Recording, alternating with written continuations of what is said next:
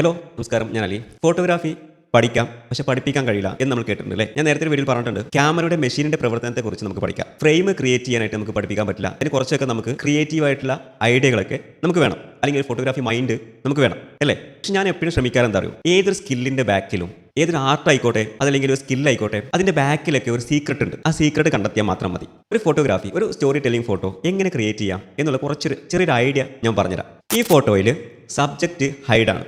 അപ്പോൾ നമുക്ക് subject hide ആക്കിയിട്ട് എങ്ങനെ ഒരു സ്റ്റോറി ടെല്ലിംഗ് ഫോട്ടോ എടുക്കാൻ നോക്കാം.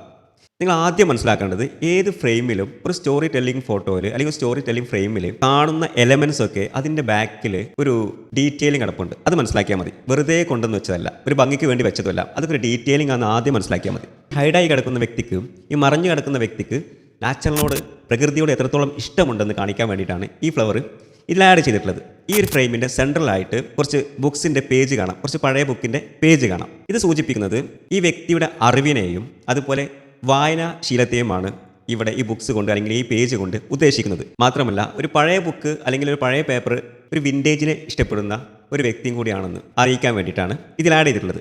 അടുത്തതായിട്ട് ഇതിന് സൈഡിൽ ഒരു ലെമൺ ടീ വെച്ചിട്ടുണ്ട്. ഈ സബ്ജക്റ്റിന് ഏറ്റവും ഇഷ്ടമുള്ള ഒരു പാനീയമായിരിക്കണം അത്. ലെമൺ ടീ, മിൻറ്റ് ടീ, അതുപോലെ ബ്ലാക്ക് ടീ ഒക്കെ പൊതുവായിട്ട് നമുക്ക് കൂളായിട്ടുള്ള ഒരു അന്തരീക്ഷത്തിൽ പോയിരിക്കുമ്പോൾ നമ്മൾ ആഗ്രഹിക്കുന്ന ഒന്നാണ് ഇതുപോലത്തെ ടീകൾ.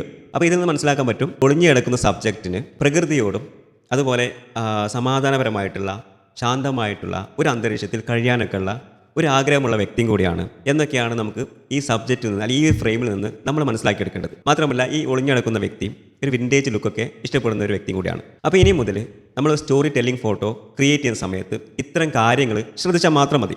ഇപ്പം നമ്മളെ കുറിച്ചിട്ട് തന്നെ ഒരു സ്റ്റോറി ടെല്ലിംഗ് ഫോട്ടോ ക്രിയേറ്റ് ചെയ്യണമെന്നുണ്ടെങ്കിൽ നമ്മുടെ ഇഷ്ടങ്ങളൊക്കെ എന്തൊക്കെയാണോ അത് നമ്മൾ ഇതുപോലെ ഫ്രെയിമിൽ ആഡ് ചെയ്തിട്ട് ഒരു ഫോട്ടോ എടുത്ത് വെക്കാം. അല്ലെങ്കിൽ നമ്മൾ സ്വന്തമായി ഒരു കഥാപാത്രം ഉണ്ടാക്കിയിട്ട് നമ്മൾ ഇതുപോലെ ക്രിയേറ്റീവ് ആയിട്ടുള്ള സ്റ്റോറി ടെല്ലിംഗ് ഫോട്ടോ എടുക്കാനായിട്ട് ശ്രമിക്കാം. മെയിനായിട്ട് വേണ്ടത്, നമ്മൾ ചുറ്റുപാടും നമ്മൾ നിരീക്ഷിച്ചുകൊണ്ടിരിക്കണം. എന്നാലേ നമുക്ക് നല്ലൊരു സ്റ്റോറി ടെല്ലിംഗ് ഫോട്ടോഗ്രാഫർ ആകാൻ പറ്റുള്ളൂ. അപ്പോൾ ഇതുപോലത്തെ കുഞ്ഞു ടിപ്സിനൊക്കെ എൻ്റെ പേജ് ഫോളോ ചെയ്യുക.